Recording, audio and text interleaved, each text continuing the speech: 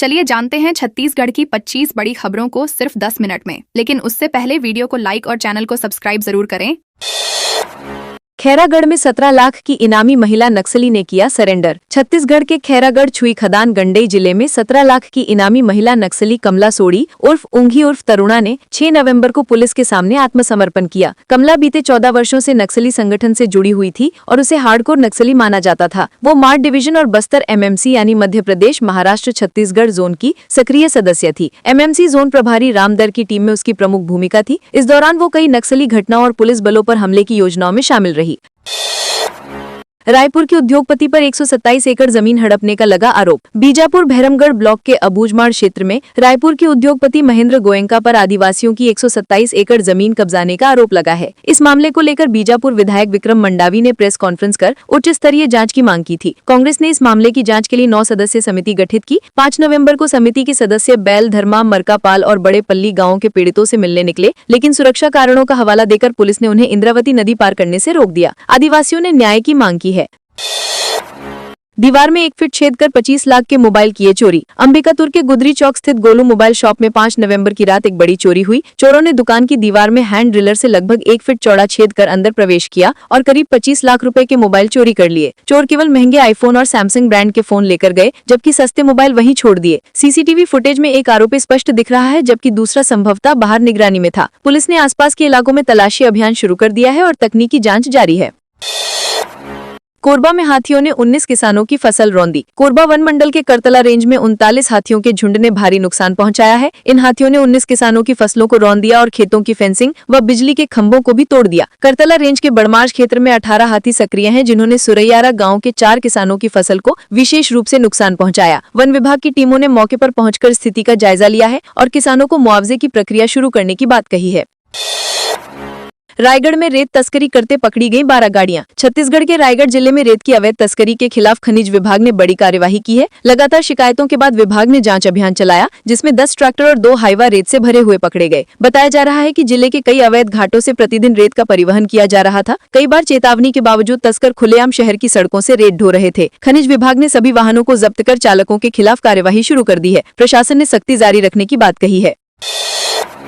सांसद बृजमोहन बोले, फर्जी मतदाताओं के कटने चाहिए नाम। छत्तीसगढ़ में मतदाता सूची के सत्यापन के लिए निर्वाचन आयोग द्वारा विशेष गहन पुनरीक्षण सर्वे शुरू किया गया है। रायपुर सहित पूरे प्रदेश में यह अभियान जारी है, जिसमें मतदाताओं के नाम, पते और पहचान की जांच की जा रही है। रायपुर सांसद बृजमोहन अग्रवाल ने इस प्रक्रिया को उचित बताते हुए कहा कि यदि यह जाँच पूरी ईमानदारी से की गई तो रायपुर में करीब 1 लाख फर्जी मतदाताओं के नाम हट जाएंगे। उन्होंने कहा कि जो लोग रायपुर छोड़ चुके हैं या जिनकी मृत्यु हो चुकी है, उनके नाम सूची में बने रहना लोकतांत्रिक व्यवस्था के लिए गलत है।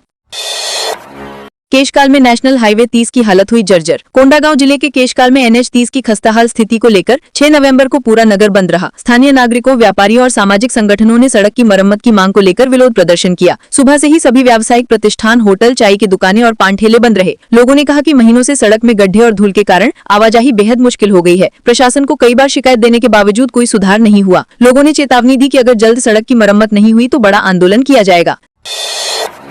धमतरी में गुरु नानक जयंती पर सिंधी समाज ने की शोभा यात्रा। धमतरी में गुरु नानक देव जी की 556वीं जयंती बड़े धूमधाम से मनाई गई। इस अवसर पर सिंधी समाज द्वारा एक भव्य शोभा यात्रा निकाली गई, जिसमें समाज जनों ने उत्साहपूर्वक भाग लिया। शोभा यात्रा में गुरु भजनों पर थिरकते श्रद्धालु आगे बढ़ रहे थे और कई स्थानों पर लोगों ने पुष्प वर्षा कर स्वागत किया। शहर में सुबह से देर शाम तक विभिन्न धार्मिक और सामाजिक आयोजन हुए। मक्कई चौक स्थित गुरुद्वारे में सुबह से गुरु ग्रंथ साहिब का अखंड पाठ और लंगर का आयोजन किया गया। बिलासपुर में एक ही ट्रैक पर फिराई 3 ट्रेनें। बिलासपुर जिले में हाल ही में हुई कोरबा पैसेंजर और मालगाड़ी की टक्कर के बाद रेलवे प्रशासन एक बार फिर लापरवाही में पकड़ा गया। गुरुवार को कोटमी सोनार और जयरामन नगर स्टेशन के बीच कोरबा मेमू लोकल ट्रेन के आगे और पीछे 2 मालगाड़ियां एक ही ट्रैक पर खड़ी हो गयीं। हालांकि समय लेते सभी ट्रेनों को रोक दिया गया, जिससे बड़ा हादसा टल गया। यात्रियों में अफरा तफरी मच गई और कई लोग सुरक्षा की दृष्टि से ट्रेन से नीचे उतर आए। रेलवे अधिकारियों ने तुरंत कंट्रोल रूम को सूचना दी और मामले की जाँच शुरू कर दी।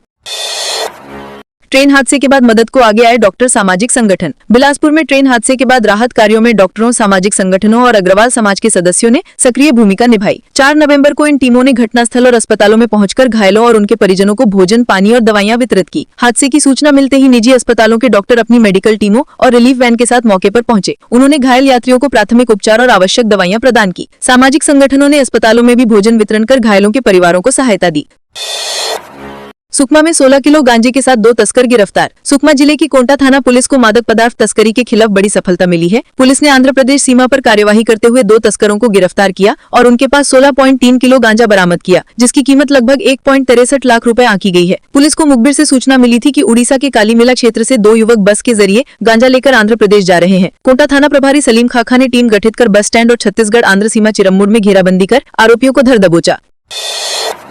इलाज के दौरान बच्ची की मौत कर परिजनों ने डॉक्टर पर लगाया आरोप। सुकमा जिले की चिंतलनार में 6 वर्षीय वेदिका देवदास की इलाज के दौरान मौत हो गई, जिससे परिवार में जन्मदिन की खुशी मातम में बदल गई। परिजनों ने डॉक्टर और अस्पताल स्टाफ पर गंभीर लापरवाही का आरोप लगाया। पिता हरमेंद्र देवदास ने बताया कि बेटी कुछ दिनों से बीमार थी और चिंतलनार प्राथमिक स्वास्थ्य केंद्र के प्रभारी डॉक्टर युवराज साहू अपने घर पर इलाज कर रहे थे। सोमवार शाम बच्ची की तबीयत बिगड़ी तो परिजन अस्पताल पहुंचे, लेकिन दरवाजा बंद था और आधे घंटे तक कोई स्टाफ मौजूद नहीं था। परिजनों ने बीएमओ कोटा से शिकायत कर कार्रवाई की मांग की।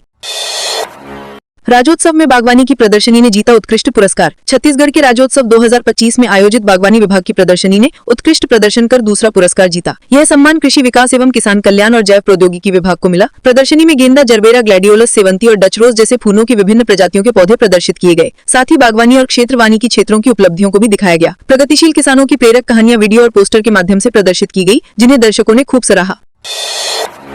बलौदाबाजार में 3 दिवसीय राज्योत्सव का हुआ रंगारंग समापन। बलौदाबाजार में 3 दिवसीय राज्य स्तरीय राज्योत्सव का मंगलवार को रंगारंग सांस्कृतिक प्रस्तुतियों के साथ समापन हुआ। पंडित चक्रपाणी शुक्ल स्कूल मैदान में आयोजित कार्यक्रम में हजारों की संख्या में लोग पहुंचे। मंच पर कलाकारों ने छत्तीसगढ़ी लोकगीत, नृत्य और संगीत की शानदार प्रस्तुतियां दी। कार्यक्रम में चिन्हारी लोक मंजीरा, रंग सरगम कला मंच रायपुर और सूरोचंदम आर्टिस्ट बैंड ग्रुप की प्रस्तुतियों ने दर्शकों को मंत्रमुग्ध कर दिया। साथ ही विभिन्न स्कूलों के बच्चों ने लोक एवं सूफी संगीत पर आकर्षक नृत्य प्रस्तुत किए। धमतरी में गौ सेवकों ने प्रदर्शन कर गौशाला पर लगाए गंभीर आरोप। धमतरी जिले के अछोटा गांव में गौवंशों को मेटाडोर में क्रूरतापूर्वक ले जाने के विरोध में गौ सेवकों ने बुधवार को प्रदर्शन किया। शहर के विंध्यवासिनी वर्ड स्थित श्री राष्ट्रीय गौशाला के खिलाफ ये रैली निकाली गई। गौ सेवक गांधी मैदान से पैदल मार्च करते हुए गौशाला पहुंचे और प्रशासन को कार्रवाई के लिए ज्ञापन सौंपा। उन्होंने आरोप लगाया कि एक मेटाडोर में 31 गौवंशों को ठूस कर भरा गया था, जिसमें एक की मौत और 7 गंभीर रूप से घायल हुए। गौ सेवकों ने कहा कि यह लापरवाही गौशाला की ही है। मौके पर पुलिस बल भी तैनात रहा।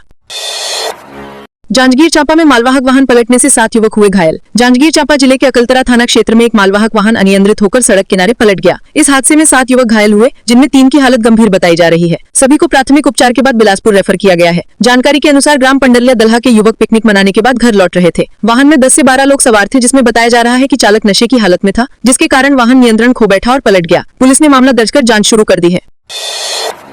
छत्तीसगढ़ के 8 जिलों में 17 से 19 नवंबर तक होगी ट्रेड टेस्ट परीक्षा। छत्तीसगढ़ में पुलिस आरक्षक भर्ती प्रक्रिया अंतिम चरण में पहुंच गई है। पुलिस मुख्यालय ने परीक्षा कार्यक्रम जारी किया है, जिसके अनुसार 17 से 19 नवंबर तक 8 जिलों रायपुर, धमतरी, दुर्ग, खैरागढ़, बिलासपुर, रायगढ़, अंबिकापुर और कोंडागांव में ट्रेड टेस्ट परीक्षा होगी। इस परीक्षा के तहत आरक्षक चालक और आरक्षक ट्रेडमैन पदों के उम्मीदवार अपनी योग्यता का प्रदर्शन करेंगे। प्रदेश भर में 5000 से अधिक पदों पर भर्ती की जा रही है। पुलिस विभाग ने तैयारी पूरी कर ली है और परीक्षा केंद्रों पर सुरक्षा के विशेष इंतजाम किए गए हैं।